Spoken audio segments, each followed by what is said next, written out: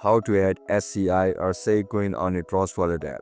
If you guys are facing issues to add SEI Coin on your Trust Wallet app, then this video might help you out. Without further ado, let's get started. First of all, open Trust Wallet app on your mobile device.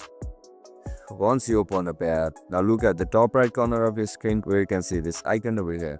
Click on it. Once you click on it, now tap on search bar and search for SEI. You are looking to add SEI coin, right? Now toggle this option over here.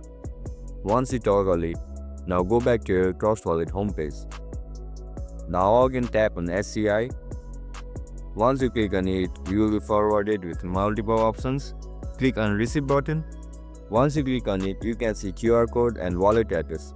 With the help of this wallet address, you can receive SEI coin from different crypto wallets. If you guys found this video helpful, don't forget to like, share and subscribe to our channel. See you in the next one.